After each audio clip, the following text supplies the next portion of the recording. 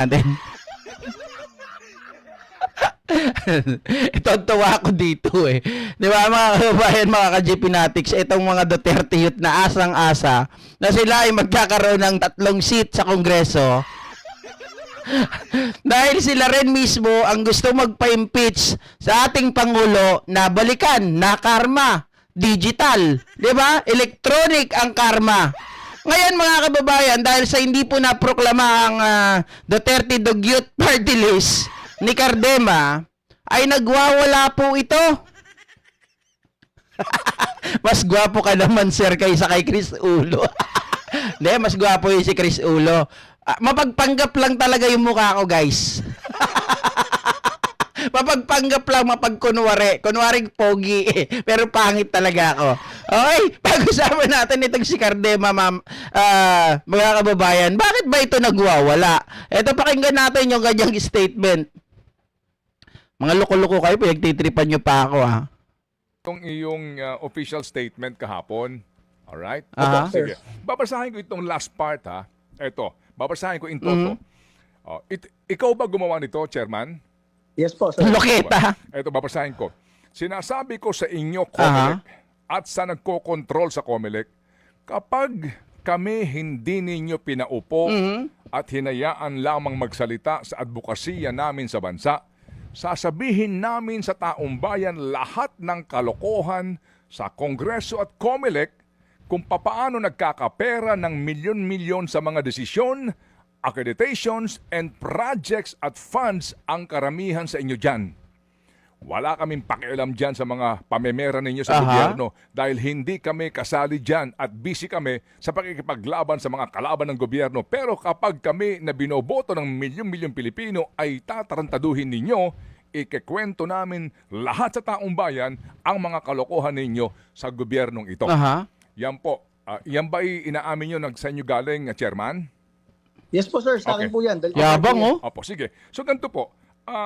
Ito pong inyong sinasabi na meron kayong mga informasyon na alam sa mga kalokohan kung paano nagkakapera sa mga desisyon, umano, accreditation at mga Guys, hindi nyo ba napapansin? Parang yung mga Duterte supporters, yung mga DDS, parang sila ang ginagawa nila ngayon, mga kababayan, ay wala na silang takot. Ang ginagawa nila, dinadaan nila, tinatakot nila mismo ang gobyerno as if naman na sila ay mga, parang sila na yung pinakamataas na tao dito sa Pilipinas. Diba? Napaka-self-serving ng mga ito. Bakit kanyo? Bakit GP? Napaka-self-serving. Unang-una, guys, ganito. Sabi niya, kung hindi nyo kami ipoproklama next week, ay magsasalita na kami kung ano yung mga nangyayari dyan sa COMELEC at the same time dyan sa Kongreso. Kung paano kayo nagkakapera. Mga kababayan, isipin nyo po bakit alam mo pala na merong mga anomalya, merong mga kababalaghan, pero hindi ka nagsasalita? Diba? Ano to, mga kababayan? Sabi niya, wala kaming pakialam sa inyo. Pero pag hindi nyo kami dineklara, ay magsasalita na kami. So para yun ay pananakot directly. Pero bakit hindi ka nagsasalita? 'Di ba? Kung alam mo pala na mayroong anomalya, meron palang kababalaghan, ano to? Mayroong kondisyon? 'Di ba? Dapat bilang isang halal, mga kababayan, ng taong bayan, kayo ang representante ng mga kabataan.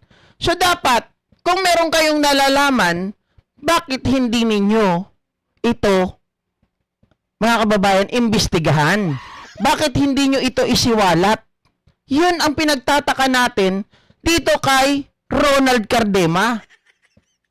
Napaka-self-serving. Napaka-makasarali. Di ba? Magsasalita lang siya kapag siya po ay hindi or yung party list nila ay hindi prinoklama. Yun ang kapalit, mga kababayan. Di ibig sabihin, itong si Cardema ay walang hiya rin. Di ba? Baka mamaya kasi, mga kababayan, ang dating kasi sa akin, ay nakikinabang ka. Di ba? Kaya hindi ka nagsasalita. Sa papanong paraan, it's either nakakakat din siya dun sa sinasabi niya, or mga kababayan, kasi kumikita sila sa kongreso na walang ginagawa. Di ba, biruin mo, ang mga batas na ginagawa nila, o ginawa nila, wala naman kinalaman sa sektor ng kabataan. Biruin mo, yung pagpapagawa or yung pagpapalit ng pangalan, mga kababayan, ng Ninoy International Airport, meron ba yung kinalaman sa sektor ng kabataan? Wala. Diba? Project at funds, meron din Aha. kulatilye kung hindi kayo ipoproklama. Kapag ba kayo pinoklama na, hindi nyo ito gagawin na? Exactly. Hindi sir, ginagawa namin yan. Aha. Alam nyo, ang Duterte Youth Party List po, ang kaysa isang nakaupo sa Kongreso. O, bobo ka. Diba? Bobo ka nga. Bakit ka mo, mga kababayan? Tama yung tanong ni Ted Pailon. May kulatilya. Meron kang tinatawag na tawag di kondisyon. Di ba? Pag prinoklama kayo, ano to? Kasi sabi mo, pag hindi nyo kami prinoklama next week, magsasalita na ako. Di ba? Pero sabi niya, nung tinanong siya ni Ted Pailon, mga kababayan, na ibig sabihin, pag prinoklama ka, hindi ka magsasalita. Hindi po. Sabi niya, bobo ka. Talagang walang hiya. Hindi niya naiintindihan yung sinasabi niya. Oh. Nag-file ng panukalang batas para ibalik yung death penalty sa mga kurakot, sa mga teroristang NPA at sa mga kriminal sa ating gobyerno. Ngayon, wala nga po nagko-coordinate sa amin kasi tungkol yan sa plunder at corruption po yung death penalty na ibinabalik natin. Opo, pero yun po'y panukala. Pero dito po kasi sinasabi nyo, opo, sasabihin namin sa taong bayan lahat ng kalokohan. Aha. Ibig sabihin po, mag-expose kayo ng mga katarantaduhan, kalokohan. Tama. Pati kanin nyo doon sa mga aregluhan ng kaso ng COMELEC. Iba ho yun sa pag-file ka ng bill, no? Concerning plunder. Exactly, mga kababayan. Natagpo ang bobo. Sabi niya ganun, hindi, yan po yung ginagawa natin. Nagpa-file po tayo ng bill. Para kang si Sarah. Tinatanong ka sa confidential funds, iba ang sagot mo. DDS nga. Ever. Iba ho yung may sinasabi ka na may alam kayo na dapat isiwala sa taong bayan. Exactly. Ano po yung alam nyo na yon? Yes, ganito na lang sir, para mabilis na statement po. Kami po sa Duterte Youth Party List ay binoto ng lampas 2 milyong Pilipino. At nakita namin, kahit yung ating mga pulis at sundalo sa local absentee voting, ang pinakamalaking boto po nila, Duterte Youth Party List. Ang ating po mga OFW Hi, sa Ma'am iba't Rica. ibang bansa, Amerika man yan, Middle East, Hong Kong, and everywhere, Duterte Youth Party List po ang binoto. Ibig sabihin, napakaraming Pilipino po, OFW man yan, pulis o sundalo man yan, ay nagtitiwala sa Duterte Youth Party List. Ngayon po, hindi kami makaupo sa Kongreso, kami ay binoto.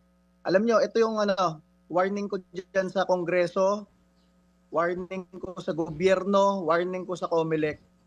Alam nyo, kami sa Duterte Youth Party List, ang aming advokasya lamang talaga ay labanan yung recruitment ng ating mga kabataan papuntang NPA. Ayaw namin masayang ang buhay nila. Kaya nga po ang aming nominees, isa galing UP, isa galing Philippine Military Academy, isa galing Philippine National Police Academy. Hindi nyo pinapaupo. Yung proklamasyon namin kahapon, itinigil nyo.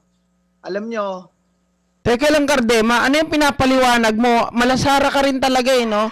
Ang tinatanong dapat dito, di ba, ang tinatanong dito ni Ted Pailon, ano bang gagawin mo? Paano pag hindi kayo naproklama?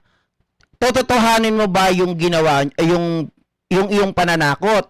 At paano naman kung naproklama ka, hindi ka na ba magsasalita? Di ba? Yun, anong paliwanag mo na kayo ay binoto? Unang-una, kaya po kayo ay sinususpindi pansamantala. No, hindi ko naman sinasabing forever na kayong sususpinduhin at ikakansela ang inyong pagkapanalo. Wala akong sinabing ganon. Ang sinasabi ko rito, may problema pa kayo, may kaso kayo na dapat asikasuhin muna.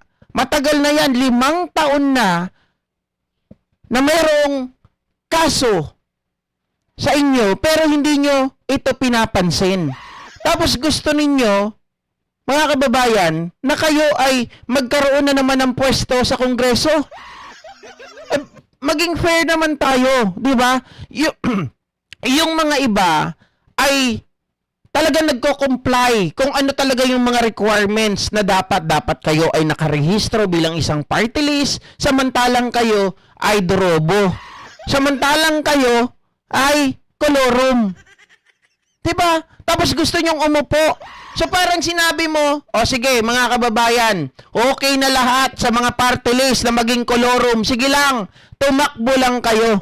Kasi pag binagbigyan ng isa, tutularan ng marami. Isaan pa na nagkaroon tayo, mga kababayan, ng parameters or ng mga requirements to comply diyan sa Kongreso kung hindi naman pala natin susundin. Para saan pa ang batas? Kung hindi nyo rin pala susundin. Diba? Malabo to. Puro yabang. Sa tagal natin sa gobyerno, Aha. alam natin yung napakaraming kalokohan sa Kongreso at sa COMELEC kung paano gumagawa ng pera dyan. O, sige. Kami, tinanggalan kami ng pondo sa Kongreso, Aha. kaya kayang-kaya namin sabihin kung anong pinagkakaabalahan ng mga kongresista dyan at ng mga opisyal ng COMELEC sa paggawa ng mga decision at sa mga accreditation ng mga party list. May mga opisyal dyan ng COMELEC, abogado pa namin dati. Sila mismo yung nagsasabi sa amin kung magkano dapat ang ibayad sa mga COMELEC commissioner noon para manalo sa kaso. Eh wala kaming pambayad, kaya nga kami hindi naka-move on dati kay Rowena Guanzon. Ko sa inyo, kami po ay hindi trapo. Yung parang kapag panahon na namin sa Kongreso, kami naman ang mangungurakot. Wala kaming pakialam dyan sa mga kurakutan sa gobyerno. Hindi rin sila kurakot. Again, guys, ang panuntunan ko sa isang kurakot, kapag ikaw ay nakaupo dyan, tapos wala ka namang ginagawa, yan ay pangungurakot. Di ba, kumukuyakoy ka lang? Yung iba naghihirap, tapos ikaw kumukuyakoy, sumasahod ka. Dahil kami nga, nagkadete, galing PMA, galing Aha. PNPA, ang mga kasama namin, puro opisyal ng Armed Forces at PNP na inaalay ang buhay para Ay, sa Ma'am bansa. Eva. Kaya kung pipigilan nyo kami makaupo, talagang sinasubvert nyo yung demokrasya ng bansa, sasabihin namin sa taong bayan kung gaano kalala ang Ay, Rica Galang. pandarambong sa gobyerno na sa sobrang lala, kahit saan ka tumingin, alam mo, nangungurakot yung mga tao sa gobyerno. Alam nyo, isang masabi ko sa inyo, kapag kami ay hindi nyo pinaupo next week at hinayaan nyo kami maging oposisyon man lang o ipagpatuloy ang advokasya namin sa Kongreso laban lang sa NPA. Yun lang ang aming talagang pangarap sa buhay. Makipag-away dito sa mga makakaliwang to. Pag kami hindi nyo hinayaang makaupo next week, binoto kami ng taong bayan. Sasabihin namin, yung hindi sinasabi ng mga kongresista at ng mga dating kongresista kung paano nangungurakot ang mga tao sa gobyerno. Wala kaming pakialam kahit mamatay kami. Dahil yan naman talaga ang pangarap namin sa buhay dati, mamatay para sa bansa. Mamatay para sa bansa. Mga kababayan, biruin nyo unang-una sa COMELEC po, no, mga ka-GP Natics, kami po ay nananawagan at sa mga kapatid natin dyan, sa mga kongresista na ibinoto natin, sige nga po, pagbigyan nyo itong si Cardema. Diba? Huwag nyo pong paupuin. Tingnan natin kung ano po ang magiging sagot nito. At kung ito man ay makaupo, mga kababayan, ano kaya ang gagawin nito? Ang tanong, pag kayo ba ay nakaupo, sasabihin nyo ba kung sino? At ano yung sinasabi ninyo na kabuktutan, lahat ng mga katiwalian dyan, bakit ngayon ka lang nagsasalita? 'Di ba? Mga kababayan, hindi po rason na wala kasi kaming pera kaya hindi namin nakasuhan si Guanzon. Unang-una, mga kababayan, napakabobo mo, Cardema. Again, kung merong anomalya, mga ka-GP Natics, hindi mo kailangan dalin muna ito sa korte. Di ba? Isa kang kongresista. So, dapat ang gawin mo, mga kababayan, paimbestigahan mo, mag-file ka ng resolution para nang sa ganun, kung meron talagang anomalya, kagaya ng ginagawa ng Quadcom, ay pwede doon malaman. 'Di ba? Hindi naman, kung wala kang pera, merong other way eh. Merong ibang pamamaraan. Sadyang talaga, mga kababayan, hindi ko alam kung saan nagpupunta ang utak ng isang taong kagaya ni Cardema. Oh. bilang sundalo, bilang pulis. Mhm. Ngayon, ibinoto kami ng 2 milyong Pilipino. Ano kami ngayon? paupuin. Kami ang binoto ng mga pulis at sundalo, Aha. mga OFWs at milyong-milyong Pilipino. Ayaw nyo kaming paupuin. Ay, sasabihin namin, next week, kapag hindi nyo kami pinaupo hanggang next week, sasabihin namin yung paraan na Opo. nagbebenta ang COMELEC Opo, ng mga okay. desisyon, accreditation, Opo. at sasabihin namin kung bakit ang mga tao sa gobyerno Opo. Sinasabi mo na nga, di tuloy mo na. Bakit kailangan pang may kondisyon na kapag hindi kayo iprinoklama? 'Di ba? Kung talagang para sa taong bayan ang inyong interest, so dapat sabihin nyo yan kahit manalo o matalo, may proklama o hindi. Anak ng tinapa, oh. tutok sa mga proyekto. Hindi Okay. naman engineer yung mga Mhm. nasa gobyerno, bakit namimili ng proyekto? Sige po. Sasabihin namin kung paano namimira ang mga tao sa gobyerno. Opo. So, Chairman, yan pong inyong sinasabi na yan, Chairman, ay may kondisyon kapag hindi kayo pinroklama. Mhm. Tama po ba? Opo. Kapag ho ba kayo Ang masabi ko sa inyo, Sir Ted, Opo. it is very vast. Mhm. Alam niyo yan, sir, dati kayong kongresista, napakalawak ng sinasabi kong sistema na hindi kaya ng isang tao to. Mhm. Kaya kami hinay-hinay sa O, paggawa. kita mo, wala rin pala guys eh. Wala to. Palagay ko, alam nyo, mga kababayan, naniniwala ako na talagang makakancel ang Duterte idugyot na to, ha? Sa totoo lang, wala to, sisiw. Tingnan natin, dapat kung ako ang taga-COMELEC, kung ako mga kongresista, sige, subukan natin, bring it on. 'Di ba? Wala, hanggang yabang lang to eh. ng mga paraan. Una, hindi kami nakikilahok sa ganyan. Pangalawa, nagpapanukala kami ng batas patungkol sa plunder. Hindi namin kaya ng isang tao to. Okay. Pero kung iko-corner kami ng ganito, na talagang wala nang wala nang demokrasya sa bansa eh. Ang demokrasya dito sa Pilipinas, ipinapakita lang every 3 years kapag bumoboto. Wala daw demokrasya. Kaya pala kung walang demokrasya, dapat ngayon nandun ka na 6 feet below the ground. Diyos ko. Boto. Kahit anong abuso ng gobyerno, hindi mo na matatakel yan in the next 3 years kasi nga, yun lang yung paraan na para ipakita may demokratikong bansa, bumoto. Ngayon, binoto na kami ng 2 milyon, ayaw pa kami Opo. paupuin. O, sige po. So kami aantabay, kung Chairman matatay Cardema. namin, Opo, kami po sasabihin aantabay. natin. Opo. Kami po aantabay ngayon, Chairman, sa inyo pong filing at 10 o'clock ba ho ito sa Supreme Court? And Eh di mag-file ka na mag-file. Bahala ka sa buhay mo. Lahat na ng korte puntahan mo. Di ba? Kahit gusto mo korte ng ICC, puntahan mo na rin. Mga kababayan, mga ka-GPnatics, alam nyo sa batas, kapag kahit na po ikaw ay nanalo, okay? Kahit po ikaw ay nanalo, kahit ikaw ay binoto, pero sa kadahilanan na meron kang nilabag na batas, meron kayong hindi kinomply na requirements, ay dapat po, mga kababayan, na kahit kayo ay nanalo, dapat yan ay null and void. 'Di ba? Kasi masasanay, to be follow? Hindi po ito yung kagaya nung iba na tayo ay kukuha ng ibang mga requirements, pagpapasok ka sa trabaho, to follow na lang po yung akin pong NBI. To follow na lang po yung aking SSS. Hindi pwedeng ganon.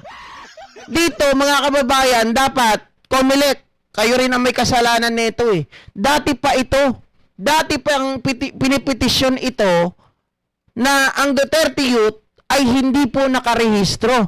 At teka, mga kababayan, mukhang sabi ko nga eh,